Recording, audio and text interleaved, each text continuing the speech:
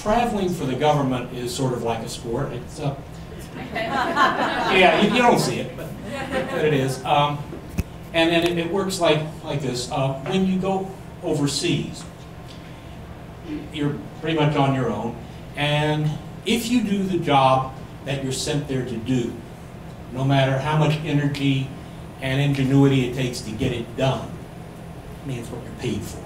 So it's like running a marathon and coming in 212th. It's a great personal accomplishment, but nobody else cares. However, if you do the job, and over and above that, you can create some goodwill for the United States, well, then you've done something more. And if you can do the job and create goodwill for the United States and do some networking and make personal contacts that you can use in the future, well, now you've got something.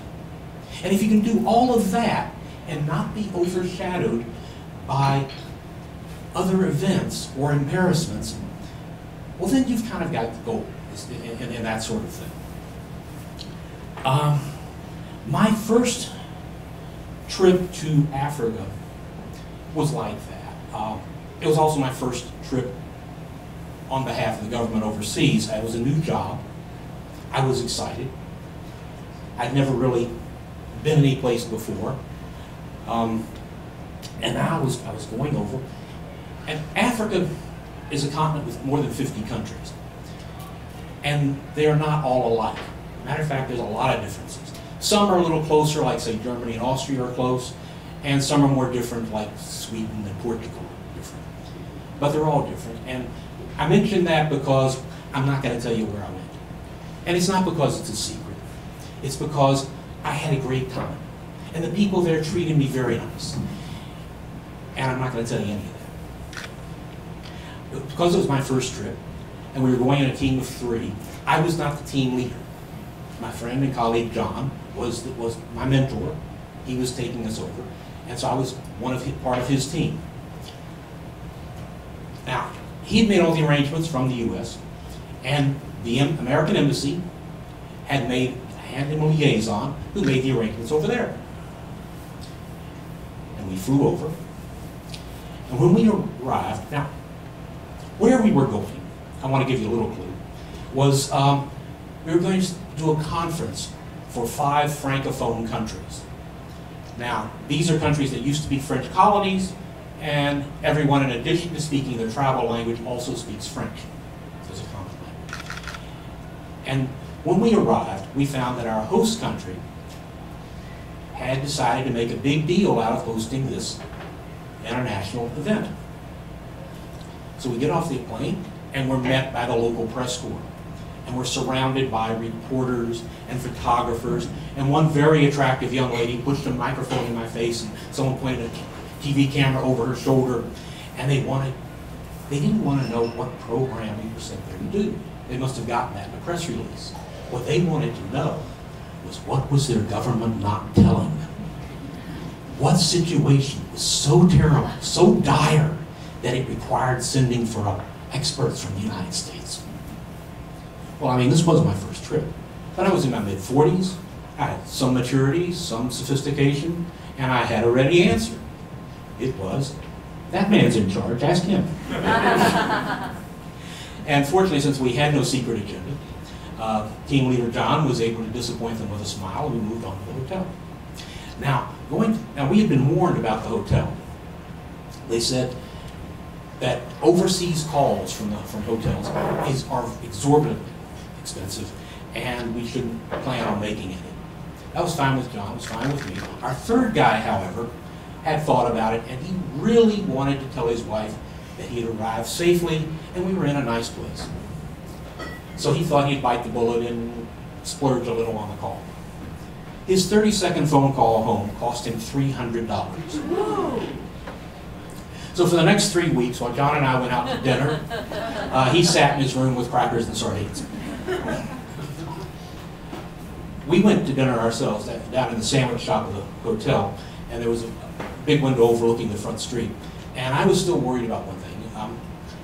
We were going to be meeting with officials who were all accomplished people in their own countries.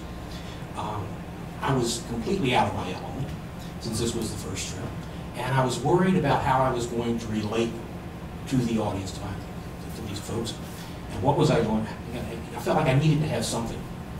And I noticed out on the street an endless parade of vendors. They sold everything.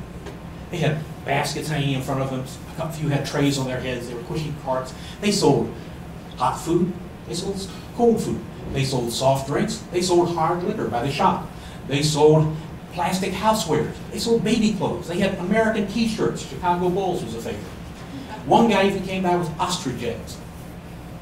And I looked at that and I said, these are people who understand free enterprise, understand entrepreneurialism. I think I'm missing. Anyway, you know what I mean. So I said, it's not much, but it's a sliver. It gives me some understanding of what's going on here, and I can do this. So I went to bed feeling good. The next morning, we went to the venue where we were going to hold the program. By that I mean we went downstairs in the elevator to the ballroom. Commuting by elevator is the best way to do it. I walked into the bar and was amazed. They had row after row of folding chairs, wall to wall, and they were all filled. There was a lot more people there than we were going to have participants. And against the wall were 3 TV camera crews with aluminum light poles, and the young lady that was from the airport, she was there. And next to them was the liaison from the embassy standing against the wall, and he'd make all the arrangements for this. On the dais was the American ambassador. Now, she was a career diplomat, very smart, very tough woman, just exactly the sort of person you would want in a developing country where the politics were a little unstable. Next to her was the translator. Next to him was team leader John. There were 2 cabinet-level ministers, a general in full dress uniform, maybe a couple other people. I stood against the back wall with the other team member who kept mumbling, "It was good that I called." My wife is really happy about that. I did the right thing. Now, if you were paying attention when I was introducing the dais, I used the word translator. Now, here's a footnote. Interpreters typically do spoken word. What they do is they listen to what you say, they discount the slang and the idioms, and they tell the other person what you meant to say. Simultaneous translators are the creme de la creme. These are people who can listen and speak at the same time. It's like magic.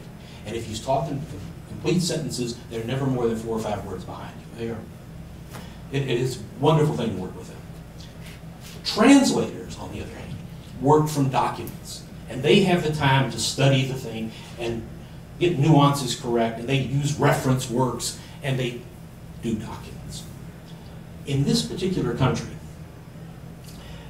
it had been colonized by both the French and the English.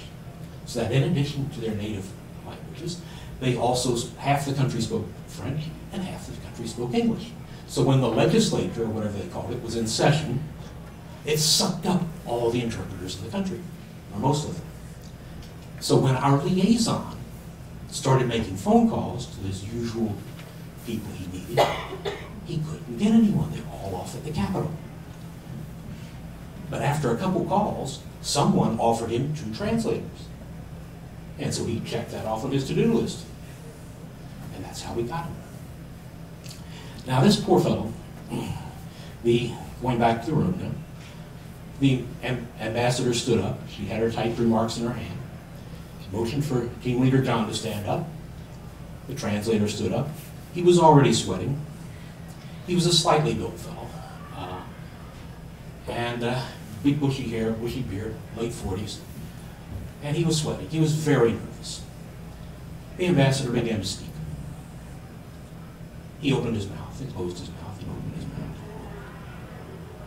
And nothing came out of his mouth. He was obviously internally very upset. And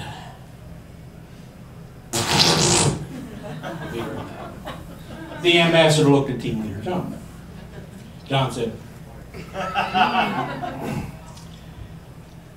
The ambassador looked at him, and then she started her remarks again. This time he kept up with it. Oh. So she had him sit down. Now, as I said, very smart lady. She knew French. She was fluent. She immediately delivered her remarks in French to the audience, and then she sat down, leaving Team Leader John standing there by himself. And he wasn't fluent in French. Fortunately, the general, in his crisp khaki uniform with the rows of ribbons and the epaulets, offered his services, and sentence by sentence they got through John's remarks.